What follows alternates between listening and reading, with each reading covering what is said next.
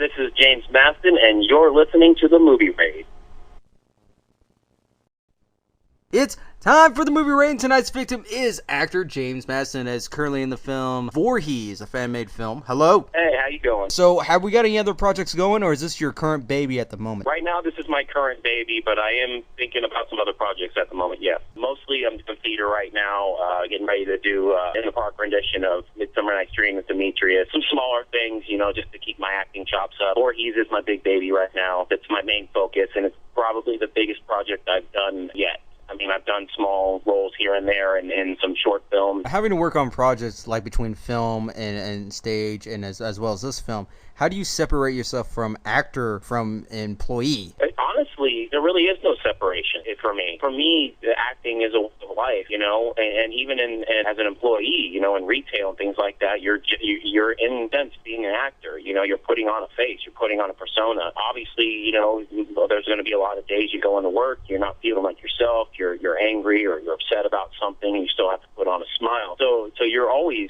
in a sense, acting, and you're putting on a persona in front of people. You're never really showing your true self. But when I get on stage, it's a completely different thing. Yes, you're playing this character, and it's different from working in a retail setting, but you're playing this character, but you're still bringing elements of yourself into it. You're still technically putting on a mask over yourself. And you're playing yourself, but you're bringing an element of this different persona to yourself. It really is no separation for me. Yeah, because it can affect a person's mentality in terms of acting. I mean, yeah, you're going to work and you basically go to work, but oftentimes the production treats it as a work environment. Well, at least to them it is, because they're hiring you to do a job. But as an actor, you got to focus on whatever character you're working on, whatever type of situation that you're working on, and so forth. But having at the same time, you always sometimes have that in the back of your head, like, well, you are hired as an employee, but it can be a big effect to an actor's mentality. Oh, absolutely. Absolutely. Like make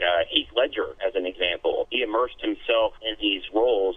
He did a role as a drug addict, and I think he actually did heroin. But he immersed himself so far into a role, and then he went right on to do the Joker, and caused himself to go insane on all these drugs. And there's a certain line that you would need to draw. Absolutely, because it can definitely affect you in your regular lifestyle if you take it too seriously. But there's nothing wrong with method acting. There's nothing wrong with really bringing yourself into a character and letting it linger with you, throughout the day, as long as you're not letting it consume you. I think there are certain actors out there that can do that because that's all they do. That is their job. But sometimes when you're an up-and-coming actor and you're working on a film as an employee doing this one, and then you have to go to work the next day, you obviously would want to try and be as professional as possible and try to separate the two. Absolutely. Now, do you believe in self-image, meaning to protect yourself as this actor rather than worrying about what other companies see you as this type of actor, like working in horror, working in this other genre that you've been in a couple times?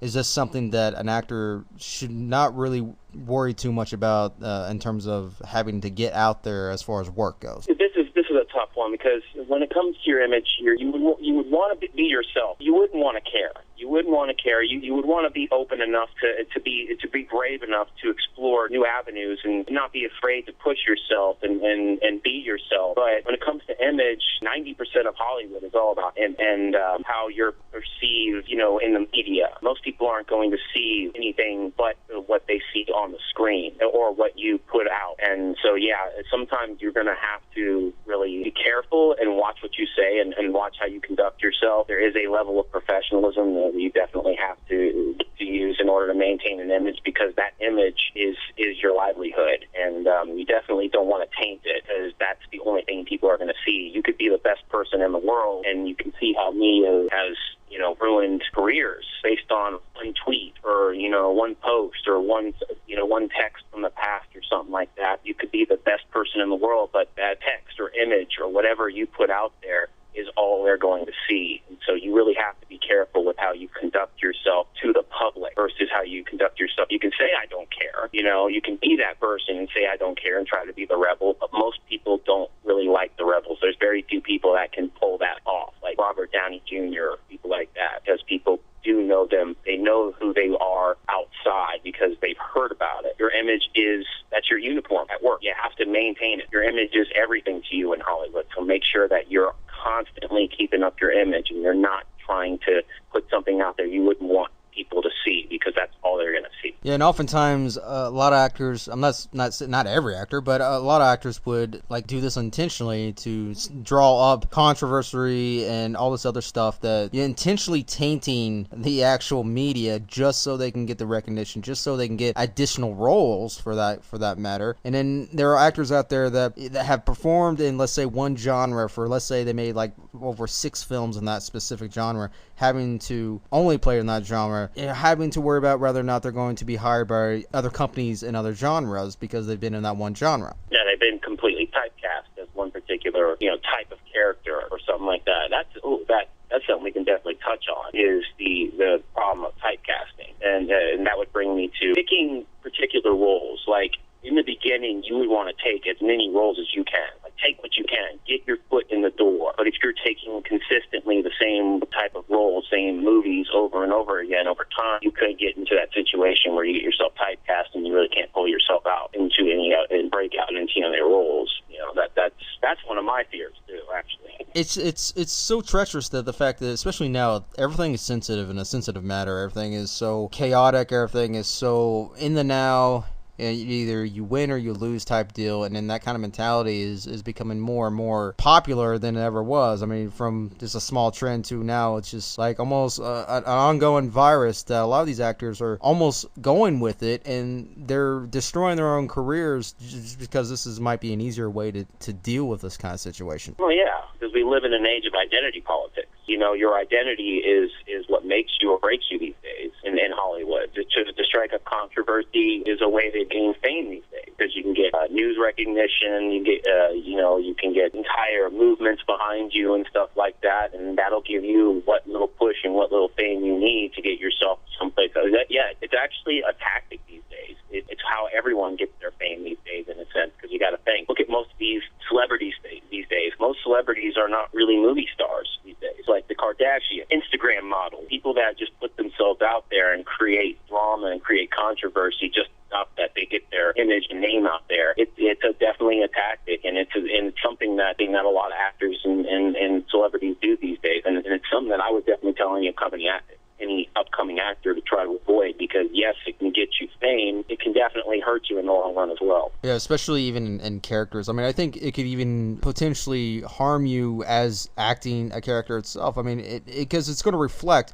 whatever you do in reality. Chances are it's going to reflect right as you play as these characters, because people are going to see it, people are going to know about it, people are going to judge you, and that's the worst thing, is when people are judging you for what you've done outside of the acting and bring it into the character and so forth that isn't really catered into the taste of the character, then you got to either make some big changes, or you're intentionally doing this just so to hold on to that ego or image or whatever, just to keep going. Controversy creates chaos, and chaos, it's like looking at a car wreck. You can't turn away. Look at Tom Cruise. He's a Scientologist. He's notorious for how insane he's been with his Scientology and his beliefs and things like that. And not really trying to, crap on Scientology, just to offend somebody or something like that. But, you hear a lot of stories. It's out there. It's fact. You hear a lot of scary stories from people that were in Scientology. You hear about Tom Cruise, and you think Will Smith, people like that who believe in these things, and it becomes so relevant in their personality and character that you start watching them in movies, and you really can't see past character, or you really can't see the character. All you see is the man behind the character. When you can't separate the actor from the character, then you've done something wrong, and you've really done something wrong as an actor. You need to try to separate your personal life from your acting life. That's why if anybody ever asks me about politics, or what I believe about certain ideals or whatever, in interviews about movies or things like that, I will completely avert the subject, because that's not what I came into this industry to do. I didn't sign up to be a politician. I didn't sign up to give you my opinion on, who should have been elected into the White House, or my opinion on trades or whatever. That's not what I'm here for. I'm here to entertain you. I'm here to bring you joy. I'm here to make you smile, to distract you from all the real world, to distract you from the negativity of politics. I'm not trying to shove that down your throat and bring you back into the real world. My job is to bring you out of it, 2 hours. And I want people to see me as an actor and be able to separate themselves from reality. And if I'm constantly talking about politics or my ideals, it's going to get to the point where all people are going to see is a politician, and they're not going to be able to separate because it's a personal issue that is deep with a lot of people, and sometimes that can be controversial, and it gets to the point where people don't want to watch these actors because all they see is their politics. And that's what you want to strive to try to separate, is try to separate your art from your politics. You don't, because that will taint everything. And it's all about the vision. Everybody has their own vision, the way how they want to form it, the way they have to see what other people want that person that has this vision to see. And when it comes to being a part of this vision, do you think it's best to share this vision on a production itself with the director when it comes to whatever part that you're playing and the storyline? Do you think there should be more involvement with this, or do you think it should be like mainly between the director or writer or other people, I mean, with no input from anybody else? Or do you think it's like a dangerous combination? Every piece of the puzzle is important when it comes to filmmaking. That there is no one person in the production that's more important than the other. Everybody plays a part. Everybody plays a role. And if one role fails, then the whole thing can fall apart. The whole picture becomes incomplete. So to not involve your people that are helping you with this production in the actual creative process of it could be detrimental to the film, because each one of them brings their own unique brush stroke into the film, like the lighting crew, the sound crew, cinematographer, the cameraman. If you're not conversing with them and consulting with them and getting their ideas and visions, then you're not really getting the full potential out of your art. So to bring, as an actor, I think it's very important that the director is completely transparent with the actor about the role, and also letting the actor bring piece of themselves into the character. You have a script. The script's written. Character's created. That character in the script is an outline. It's just an outline. It really hasn't been fully fleshed out. The words are just words. They're just lines. It's the actor that really fleshes out the characters. The actor that brings the color to the character, that brings the image to the character, that the personality to the character. And yeah, you can sit there and write the personality. This is how he feels or what he says on paper, but if you tell the actor just to do that, and this is how I want you to do it, then you're going to get a hollow performance. You need to really be transparent with the actor and let the actor, and also be open to actors' suggestions, because each actor knows how they would say a certain line. Each actor knows how okay, I've read this character. I really understand this character, and I don't feel like he would say a line away. The best directors are the directors, like my director, Cody. Best directors are the directors that listen to their actors and actually, all right, you can try it like that. If you feel that way, try it like that. And that's sometimes where you get the greatest performances in movies and some of the greatest scenes. The guy, Scarface, Al Pacino, there's a scene in the movie, one of the most famous lines, "So say goodnight to the bad guy." That entire monologue, halfway through, was completely improvised, but the director just kept rolling because he just let his actor be who he was supposed to be and let him bring himself into the character. And those are where you get your best moments. So you should always let your crew, your director, everybody should always work together to create an image, because there really is no master. There's obviously a guy that knows exactly what he needs and is the main, artist, obviously, but everybody brings a piece to it. You should always be open to suggestions. Yeah, and then oftentimes you can succeed as a film itself. I mean, of course, the public will see that. The public will notice that you put all this heart and effort into this because of something simple like that, and you make it a success no matter where you go. But when it comes to with these bigger, larger companies who have already had such an astounding feedback and have been known for many years, are buying up all these past projects and new projects from existing film companies. Do you think that equality for actors will actually lower as this happens? That's tough. I do fear that that is a possibility. It is a possibility because, you look at Star Wars movies, for example, how there was a point where they were trying to push out a Star Wars movie once every single year, like one new Star Wars movie a year. And it kind of got to a point where the movies felt more like just money makers. Like, okay, now do you really care about the source material, or are you just trying to pump out these movies just to make money? And obviously I love that they keep bringing out Star Wars movies, but is there the only real movie that I felt the love behind, like the actual feel of Star Wars behind, real Star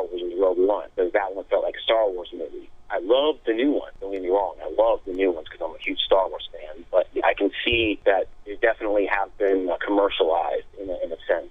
Yes, because you got new toys coming out, so let's create new characters. Let's bring a new creature in, so we can make a new doll like the Porgs.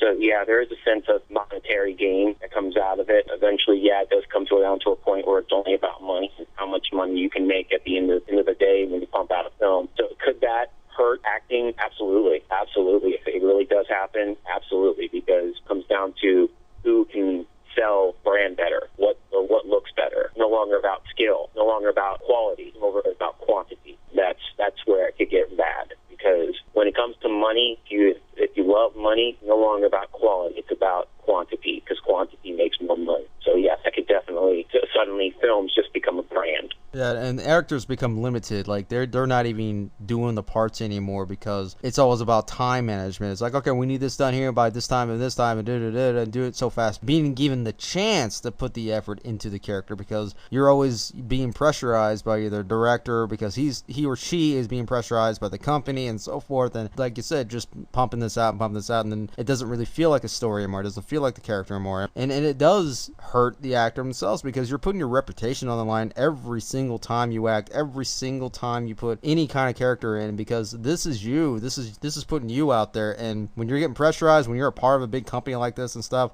or getting bought up by a big company, it does hurt your reputation. It does hurt you. It does hurt your acting and your art. Absolutely, because people just suddenly see you as a sellout. They think, oh, he's making millions of dollars now, just to do this. He doesn't care anymore, He doesn't care about the project or the art anymore. He just wants to make that money. People can see that. Even if that's not your case, maybe you genuinely love the project or love the script. I can't wait to be a part of this. Get Jar Jar Binks, for example, played by Ahmed Best. He got into the role to play Jar Jar Binks. He didn't think, oh, I'm going to go into this and people are going to hate this character and make me want to kill myself years later. He went into it thinking, gosh, I cannot wait to do this. Cannot wait to play this character. I get to be in Star Wars. Most people probably think, oh, he made millions of dollars. It doesn't matter. He's happy. We can make fun of him and hate the character. No, it ruined his reputation. It ruined his character. He never really acted that much again. Being in one of those big projects that have so much influence and have such a big fan base, and when if you screw it up, if you do something small, these people will leap on you like a shark in blood-infested waters. Ryan Reynolds' career got ruined by Wolverine and Blade. Thankfully, he was able to pull himself out of it with Deadpool. But his career was almost ruined by a lot of those movies, and these were big roles. Look at Green Lantern. Green Lantern pretty much almost ruined his career. He makes fun of it now, but you got to be careful just because it's a big project or a big role, or you're going to make tons of money. Sometimes you got to be really careful about what you take. If there's any advice I can give you, know your script and know what you're getting yourself into. Absolutely.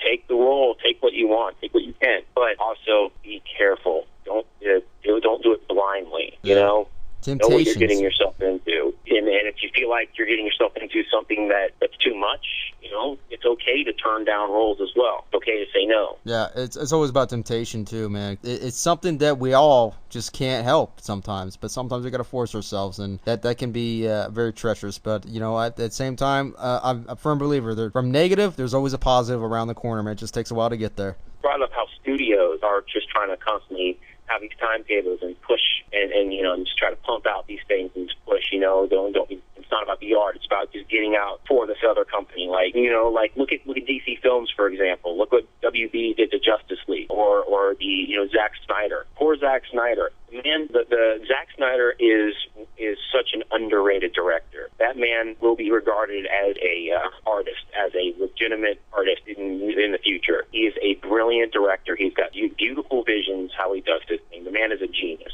He's created masterpieces, and people don't appreciate them.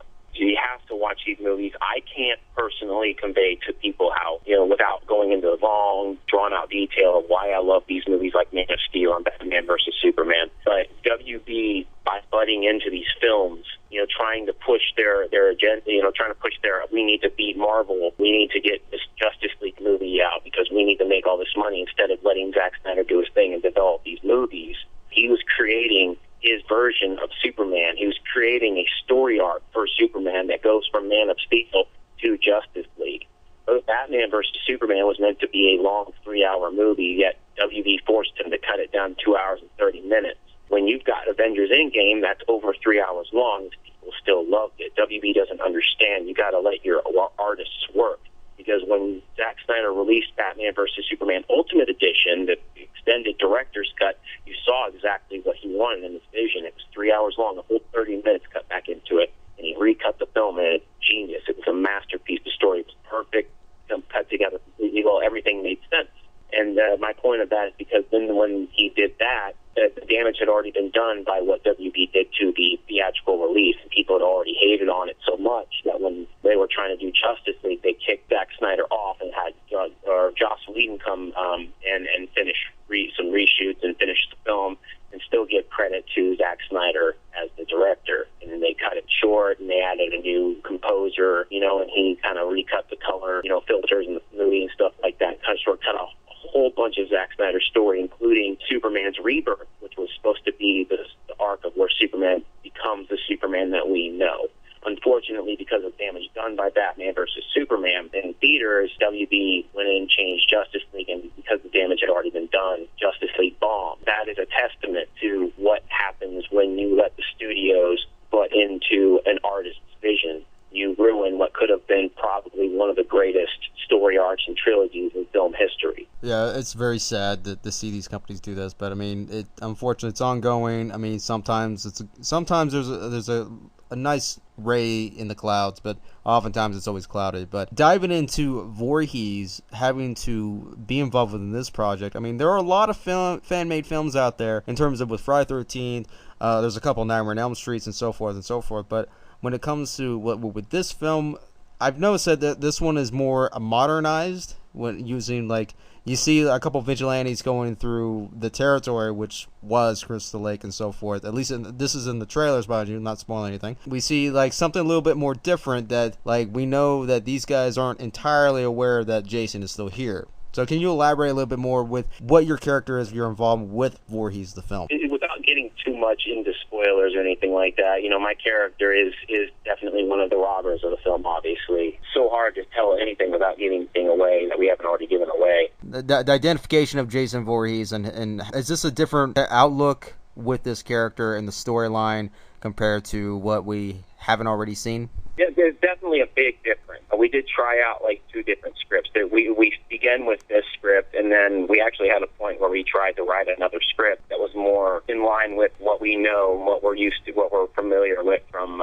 Friday the 13th. But we realized we wanted to do something different. We wanted to bring something different because we had already promised something new. We had already promised them the darkest and most sadistic Jason film you'll ever see. And how can we do that by showing them something that they've already seen? And we figured, well, if we have this one completely different story, this completely different, storyline going on.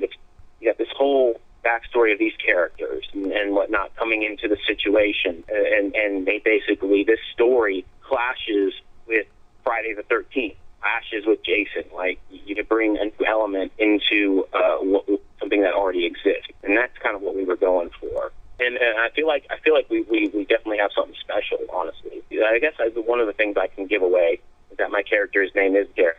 That's probably about as much as I can give away. The great thing about this movie is everything about each character is if you were really to go into detail about each character, there's really no way that you can sum them up without giving away the story, because every character plays such an important part in the development of the story, and every character is actually fleshed out and kind of has their own little backstory that even if we don't really explain the backstory insanely, you still get an idea that each of these characters kind of have their own unique story somewhere out there that maybe we could even tap on years later, saying that we would do that. That's what we wanted to bring into this, is that we wanted to definitely have Jason, on a killing spree, murdering, people, lots of blood, best kills ever, and definitely that he's the focus of the film. Absolutely. We wanted to make sure that Jason was our primary focus, that even when we were casting Jason, we went through so many people to find the perfect one, because Jason's not just a mask. He's an icon. It's not just about the mask. It's about Jason doesn't speak. He moves, and his body language is everything. And we also found probably the biggest Jason in all the movies.